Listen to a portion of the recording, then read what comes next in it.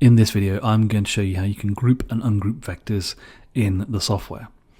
So the first thing we're going to do is have a look at our vector data. You can see here that when I select my diamond outline, it's an individual vector set, and you can tell because the line around the vector is dashed. That means it's not a grouped vector, it is an independent vector that is there on its own, okay?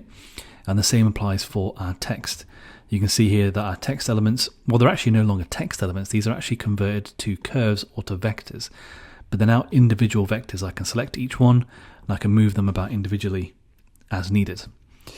Now what we're going to do is to actually group up our text. I want to be able to move all of these together as one. So to do that, let's left mouse click and start dragging out a selection box.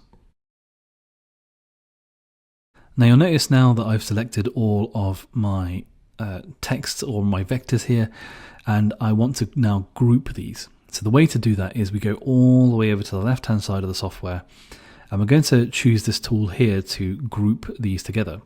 So if we left mouse click onto that tool, we can hover over the group option and then let go of left mouse click, and these are now grouped together. And you can tell because it's now a solid pink line that indicates that these vectors are grouped. And if I left mouse click and drag these around, they all move together. Let's just move that back into the center there, and let's say I want to ungroup these for whatever reason.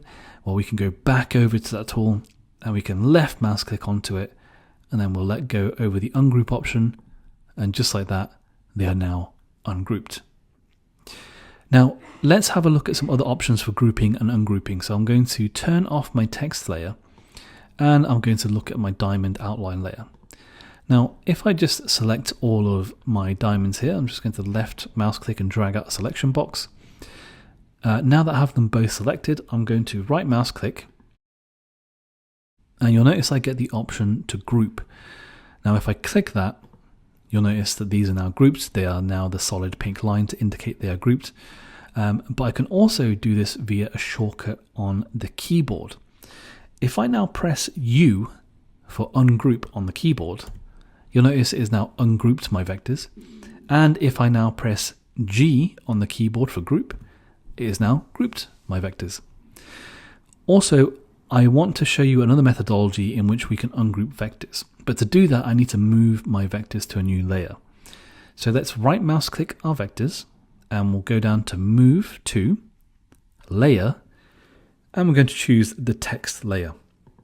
Now right now you can see my vectors are no longer on this layer, which is the diamond outline, because I've moved them to this one, which is the text layer. So let's select that layer.